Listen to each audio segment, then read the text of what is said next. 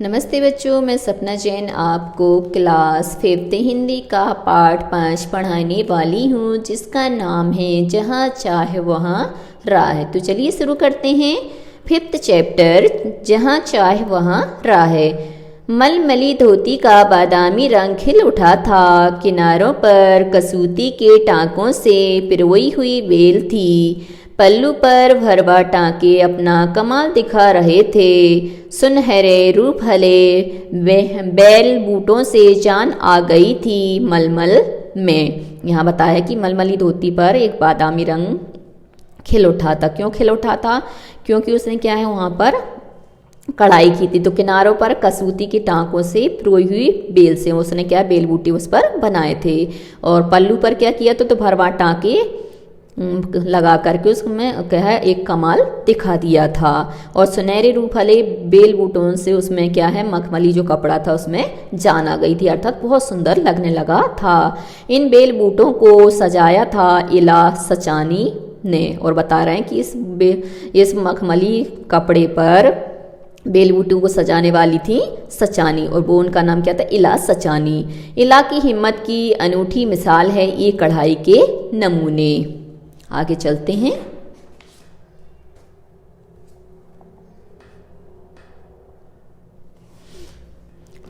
छब्बीस साल की इला गुजरात के सूरत जिले में रहती हैं। उनका बचपन अमरेली जिले के राजकोट गांव में अपने नाना के यहाँ बीता। अब यहाँ पे उनके बारे में बताया कि 26 साल की इला गुजरात के सूरत जिले में रहती हैं और उनका बचपन क्या है अमरेली जिले के राजकोट गांव में अपने नाना के यहाँ पर निकला। सांझ होते ही मोहल्ले के बच्चे घरों से बाहर आ जाते। कुछ मिट्टी में आड़ी तिरछी लकीरें खींचते, कुछ कनेर के पत्तों से पिटपिटी बजाते, कुछ गिट्टे खेलते, कुछ इधर उधर से टूटे फूटे घड़ों के ठीकरे बटोर कर पिट्ठू खेलते। जब इन खेलों से मन भर जाता तो पेड़ की डालियों पर झूला डालकर ऊंची ऊंची पेंगे लेते और ऊंचे स्वर में एक साथ गाते। कच्चे नीम की निबोड़ी सावन जल्दी आइयो रे, कच्चे नीम की निबोड़ी सावन जल्दी आइयो रे। यहाँ पे बताया कि सांझ होती मतलब शाम होते ही मोहल्ले के बच्चे घरों से बाहर आ जाते और कुछ बच्चे मिट्टी में आड़ी टेढ़ी लाइनें खींचते, तो कुछ बच्चे कनेर के पत्तों से पिटपिटी बजाते, कुछ गिट्टे खेलते, तो कुछ बच्चे टूटे फूटे जो घड़े के टुकड़े होते हैं ना तो उनसे पिट्ठू खेलते। और जब इन सब से खेलों से उनका मन भर जाता तो वो जाते पेड़ की डालियों पर झूला करते और झूलते हुए वो एक साथ गाते थे कि कच्चे नीम की निबोड़ी, मतलब कच्चे नीम की जो निबोड़ी होती है ना, एक छोटा सा उसका जो फल होता है उसको निबोड़ी बोलते हैं। सावन जल्दी आइयो रे, और कहते कि हे सावन तू जल्दी से आना। इला गाने में तो उनका साथ देती पर उनके साथ पेंगे नहीं ले पाती। रस्सी पकड़ने को हाथ बढ़ाती मगर हाथ तो उठते ही नहीं थे। यहाँ बताया है कि इला गाने में तो उनका साथ दे देती थी परंतु उनके साथ पेंगे नहीं ले। पेंगे का मतलब होता है ऊंचाई पर जाना और नीचे, तो ऊंचाई पर जो आते हैं उसको बोलते पेंगे लेना, मतलब आगे पीछे होने को। जब हम झूला झूलते हैं तो कैसे होता है, ऐसे होते हैं। तो वो पेंगे नहीं ले पाती थी। क्यों नहीं ले पाती थी? क्योंकि उसके हाथ हैं वह तो उठते ही नहीं थे। वह चुपचाप एक किनारे बैठ जाती, मन ही मन सोचती मैं भी ऐसा कुछ क्यों नहीं कर पाती हूँ। बच्चे भी चाहते कि इला किसी ना किसी तरह तो उनके साथ खेल सके और बच्चों को भी अच्छा लगता था कि ये भी हमारे साथ खेल पाती तो कितना अच्छा होता। और इला भी चाहती कि हम क्यों नहीं खेल पाते, काश हम इनके साथ खेल सकते। कभी कभार वह पकड़म पकड़ाई और विषमृत के खेल में शामिल हो जाती, साथियों के साथ जमकर दौड़ती, मगर जब थप्पा करने की बारी आती तो फिर निराश हो जाती। क्यों? क्योंकि उसके हाथ नहीं थे और थप्पा किससे करते हैं? हाथ से करते हैं। तो जैसे वो थप्पा नहीं कर पाती तो वह क्या है निराश हो जाती, उदास हो जाती। हाथ ही नहीं उठेंगे तो थप्पा कैसे देगी? वह बहुत कोशिश करती पर उसके हाथों ने तो जैसे उसका साथ न देने की ठान रखी हो। क्योंकि उसके हाथ कार्य नहीं करते थे तो उसको ऐसा लगता तो बहुत कोशिश करती थी कि मैं थप्पा दे दूं, फिर भी वह क्या है हाथ कार्य न करने के कारण ऐसा नहीं कर पाती थी। इला ने अपने हाथों की इस जिद को एक चुनौती माना। उसने वह सब अपने पैरों से करना सीखा जो हम हाथों से करते हैं। और फिर क्या है, इस चीज़ को वो सहन करते करते उसको एक आइडिया है, उसने सोचा कि मैं जो काम हाथ से नहीं कर सकती वो कार्य मैं क्यों ना पैरों से करूं। और उसने क्या है, पैर से कार्य करना सीख भी लिया। दाल भात खाना, दूसरों के बाल बनाना, फर्श बुहारना, कपड़े धोना, तरकारी काटना, यहाँ तक कि तख्ती पर लिखना भी। और उसने क्या है, उसने अपने पैरों से ही सब काम सीख लिए। दाल चावल बनाना, दूसरों की कंघी करना, फर्श बुहारना मतलब झाड़ू लगाना, कपड़े धोना, सब्जी काटना, यहाँ तक कि तख्ती पर लिखना भी सीख लिया। उसने एक स्कूल में दाखला ले लिया। दाखला मिलने में भी उसे परेशानी हुई। कहीं तो उसकी सुरक्षा को लेकर चिंता थी, कहीं उसके काम करने की गति को लेकर। किसी काम को तो वह इतनी फुर्ती से कर जाती कि देखने वाले दंग रह जाते, पर किसी किसी काम में थोड़ी बहुत परेशानी तो आती ही थी। तो जैसे स्कूल में दाखिला लेने के लिए गई तो कोई स्कूल कहते कि हम तुम्हारी सुरक्षा कैसे करेंगे, तो कोई स्कूल वाले कहते कि तुम धीरे धीरे करती हो, कैसे कर पाओगी। तो उसको जो दाखिला लेने में मुश्किल हो जाती। और कुछ कार्य तो वो क्या है जल्दी जल्दी कर लेती, तो कुछ कार्य करने में उसको देरी लगती थी। वह परेशानियों के आगे घुटने टेकने वाली नहीं थी, फिर भी उसने क्या है अपनी हिम्मत नहीं हारी।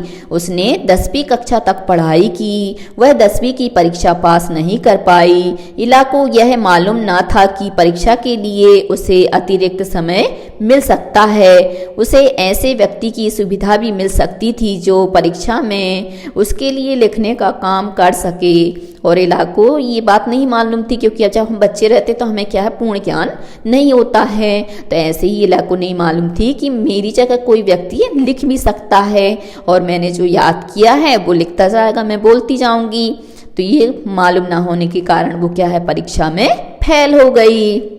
यदि उसको ये बात मालूम होती तो वो किसी से लिखवा लेती, तो परीक्षा में सफल भी हो जाती। यह जानकारी इला को समय रहते मिल जाती तो कितना अच्छा रहता। और वो सोचती है कि यदि यही जानकारी मुझे पहले मिल गई होती तो मैं आज पास हो जाती। उसे इस बात का दुख है, पर यहाँ आकर सब कुछ खत्म तो नहीं हो जाता ना। फिर वो सोचती कि खैर कोई बात नहीं, मैं पास नहीं हो पाई तो नहीं हो पाई, यहाँ मेरी जिंदगी खत्म तो नहीं हो गई, अभी तो और भी बाकी है। उसकी माँ और दादी कसीदाकारी करती थीं। वह उन्हें सुई में रेशम पिरोने से लेकर बूटियाँ उकेरते हुए देखती। और उसकी जो माँ और दादी हैं वह क्या करती थी, कसीदाकारी का काम करती थीं। और उन्हें वह क्या सुई में रेशम पिरोने से लेकर जो बूटियाँ वो बनाती थी, उकेरना अर्थात बनाना, देखती थी। ना जाने कब उसने कसीदाकारी करने की ठान ली। यहाँ भी उसने अपने पैर के अंगूठों का सहारा लिया। दोनों अंगूठों के बीच सुई थामकर कच्चा रेशम पिरोना कोई आसान काम नहीं था। और उसने क्या है दोनों अंगूठों से सुई में धागा डाला। जो रेशमी धागा होता है वो बहुत ज़्यादा चिकना होता है कि हम अपने हाथ के अंगूठे से भी डालते हैं, उंगली और अंगूठे से, तो भी नहीं डलता। फिर भी इला ने क्या है उस धागे को डाल लिया। पर कहते हैं ना, जहाँ चाह वहाँ राह, मतलब जहाँ हमारी इच्छा होती है वहाँ हमें क्या है रास्ता मिल ही जाता है।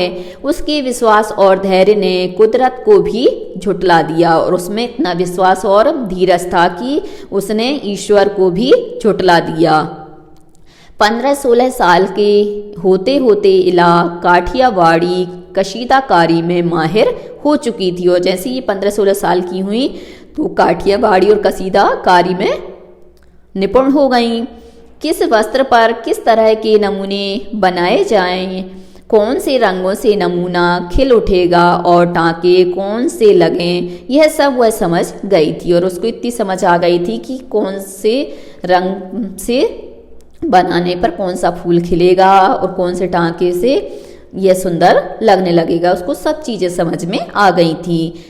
एक समय ऐसा भी आया, अब उसके द्वारा काढ़े गए परिधानों की प्रदर्शनी लगी। और एक समय ऐसा भी आ गया कि उसके बनाए हुए कपड़ों की क्या है प्रदर्शनी लगी। इन परिधानों में काठियावाड़ के साथ साथ लखनऊ और बंगाल की झलक रहा था। और बता रहे हैं कि इनके वस्त्रों में जो काठियावाड़ की उन्होंने जो कढ़ाई की थी उसके साथ साथ लखनऊ और बंगाल की जो झलक है वह भी उसमें दिखाई दे रही थी। इला ने काठियावाड़ी टांकों के साथ साथ और कई टांके भी इस्तेमाल किए थे। पंक्तियों को चिकनकारी से सजाया था, और जो पत्तियां थी तो पत्तियों को क्या किया, चिकनकारी से सजाया। डंडियों को कांथा से उभारा था। पशु पक्षियों की ज्यामितीय आकृतियों को कसूती और जंजीर से उठा रखा था। पारंपरिक डिजाइनों में यह नवीनता सभी को बहुत भाई मतलब बहुत अच्छी लगी। इला के पांव अब रुकते नहीं हैं। अब इला मतलब इतनी अच्छी कढ़ाई करने लगी कि अब तो उसके पैर 1 मिनट को भी रुकते नहीं हैं।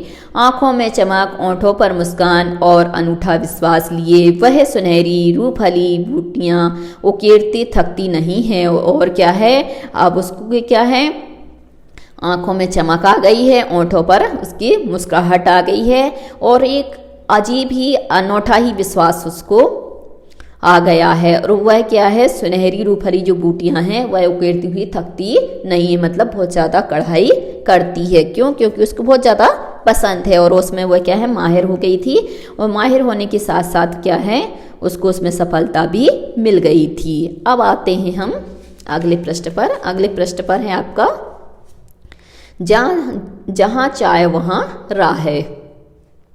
इसमें पहला प्रश्न है कि इला या इला जैसी कोई लड़की यदि तुम्हारी कक्षा में दाखिला लेती तो तुम्हारे मन में कौन कौन से प्रश्न उठते। तो इला या इला जैसी कोई लड़की यदि मेरी कक्षा में दाखिला लेती तो मेरे मन में तरह तरह के प्रश्न उठते, जैसे वह कपड़े कैसे पहनती होगी क्योंकि उसके हाथ तो थे नहीं, वह कैसे खाती होगी क्योंकि हाथ नहीं थे, वह अपना कार्य कैसे करती होगी, वह अपने बाल कैसे संवारती होगी, कहीं खुजली होने पर वह कैसे खुजलाती होगी। तो ये प्रश्न हमारे मन में उठना स्वाभाविक है। अगला है, इस लेख को पढ़ने के बाद क्या तुम्हारी सोच में कुछ बदलाव आए। पहले मुझे लगता था कि अपंग व्यक्ति शारीरिक रूप से ही नहीं वरन मानसिक रूप से भी कमजोर होते हैं। उन्हें सहारे और सहानुभूति की जरूरत होती है। वे खुद से कोई काम नहीं कर सकते। स्कूल में दाखिला लेकर लिखने पढ़ने की बात तो बहुत दूर है, लेकिन अब मेरी सोच बिल्कुल बदल गई है। अब मैं उन्हें आत्मविश्वास और साहस से भरा पाती हूँ। वे हमसे थोड़ा भी कम नहीं हैं, बल्कि कभी कभी तो कार्यकुशलता में वे हमसे इतने आगे हो जाते हैं कि वे हमसे नहीं, हम उनसे प्रेरणा लेने लग जाते हैं। अगला है, मैं भी कुछ कर सकती हूँ। यदि इला तुम्हारे विद्यालय में आए तो उसे किन किन कामों में परेशानी आएगी। उससे अपना स्कूल बैग ढोने में, क्योंकि हाथ से उठा नहीं सकती, लिखने में, बेंच अगर सीधा नहीं है तो उसे सीधा करने में, अपनी कक्षा के साथियों के साथ झूला आदि खेलने में परेशानी आएगी। अगला है, उसे यह परेशानी ना हो इसके लिए अपने विद्यालय में क्या तुम कुछ बदलाव सुझा सकती हो। हाँ, उसके लिए परेशानी ना हो इसके लिए मैं अपनी कक्षा में सुझाव सुझा सकती हूँ। उसके लिए एक लिखने वाले की व्यवस्था कर सकती हूँ। उसे सब कुछ मौखिक पढ़ा सकती हूँ। अगला है, प्यारी इला। इला के बारे में पढ़कर जैसे भाव तुम्हारे मन में उठ रहे हैं उन्हें इला को चिट्ठी लिखकर बताओ। चिट्ठी की रूपरेखा नीचे दी गई है। तो हम लिखेंगे यहाँ पर पता, जैसे कि प्रीत विहार, बरेली, दिनांक 13 जनवरी 2021। प्रिय इला, जब पहली बार मैंने तुम्हें देखा तो मुझे लगा कि तुम अपने सारे काम किसी दूसरे से करवाती होगी, लेकिन अब तो मुझे तुम पर गर्व होता है। तुम आत्मविश्वास से भरी हो। तुम अपनी अपंगता को अपनी दृढ़ इच्छा शक्ति पर कभी हावी नहीं होने देती। हाथ नहीं होने के बावजूद तुम कसीदाकारी जैसी मुश्किल कला में निपुणता हासिल कर ली हो। यह वाकई बेमिसाल है। हम हाथ वाले भी ऐसा काम नहीं कर पाते। तुम मेरे लिए ही नहीं सबके लिए प्रेरणा की स्रोत हो। भगवान तुम्हारे आत्मविश्वास और दृढ़ इच्छा शक्ति को बनाए रखे और तुम सफलता पर सफलता हासिल करती जाओ। इन्हीं कामनाओं के साथ तुम्हारी मित्र सुरभि। और यदि मान लो मित्र लिखना है तो तुम्हारा मित्र आरुष, ऐसे आप लिख सकते हो। अगला है सवाल हमारे जवाब तुम्हारे। प्रश्न नंबर 1, इला को लेकर स्कूल वाले चिंतित क्यों थे? क्या उनका चिंता करना सही था या नहीं? अपने उत्तर का कारण लिखो। तो इसका उत्तर आ जाएगा कि स्कूल वाले उसकी सुरक्षा और उसके काम करने की गति को लेकर अर्थात उसकी अपंगता को लेकर चिंतित थे। उनका चिंता करना कुछ हद तक सही था, कुछ हद तक नहीं। जहाँ तक उसकी सुरक्षा संबंधी चिंता थी वह तो सही थी, लेकिन उसकी अपंगता को लेकर चिंतित होना सही नहीं था, क्योंकि इला कोई भी काम इतनी फुर्ती से करती थी कि देखने वाले दंग रह जाते थे। अगला है इला की कसीदाकारी में खास बात क्या थी? तो इला की कसीदाकारी में काठियावाड़ के साथ साथ लखनवी और पंजाब की भी झलक थी। उसने काठियावाड़ी टाँकों के साथ साथ और कई टाँके भी इस्तेमाल किए थे। पत्तियों को चिकनकारी से सजाया था, डंडियों को कांथा से उभारा था, पशु पक्षियों की ज्यामितीय आकृतियों को कसूती और जंजीर से उठा रखा था। अगला है सही के आगे सही का निशान लगाओ।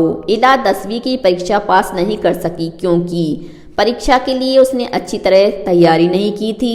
वह परीक्षा पास करना नहीं चाहती थी। लिखने की गति धीमी होने के कारण वह प्रश्न पत्र पूरे नहीं कर पाती थी। उसको पढ़ाई करना कभी अच्छा नहीं लगा। तो इसमें आ जाएगा उत्तर कि लिखने की गति धीमी होने के कारण वह प्रश्न पत्र को पूरा नहीं कर पाती थी। अगला है क्या इला अपने पैर के अंगूठे से कुछ भी करना सीख पाती अगर उसके आसपास के लोग उसके लिए सभी काम स्वयं कर देते और उसको कुछ करने का मौका नहीं देते? यदि इला के आसपास के लोग उसके लिए सभी काम स्वयं कर देते और उसको कुछ करने का मौका नहीं देते तो वह अपने पैर के अंगूठे से कुछ भी करना नहीं सीख पाती, क्योंकि वह आत्मनिर्भर न होकर परनिर्भर हो जाती, पराश्रित हो जाती। फिर है कसीदाकारी का। इस पाठ में सिलाई कढ़ाई से संबंधित कई शब्द आए हैं, उनकी सूची बनाओ। अब देखो कि इस पाठ को पढ़कर तुमने कितने नए शब्द सीखे। तो हम ने सीखे टाँका, कांथा, बूटियाँ, बेल बूटे, कसीदाकारी, चिकनकारी, भरवा टाँके और जंजीर। खा नीचे दी गई सूची में से किन्हीं दो से संबंधित शब्द संज्ञा और क्रिया दोनों ही हैं, इकट्ठा करो। फुटबॉल, बुनाई, बागबानी, पतंगबाजी। तो बागबानी क्यारी बनाना, पतंगबाजी पतंग, बुनाई ऊन से जो हम करते हैं तो बुनना, फुटबॉल पैर से करते हैं ऐसे ही आ जाएगा, खुरपी, मांझा, पतंगबाजी में आ जाएगा पतंग, मांझा, चरखी, पतंग उड़ाना। ऐसे ही बागबानी में आपका आ जाएगा क्यारी बनाना, खुरपी, पानी पटाना, पौधे।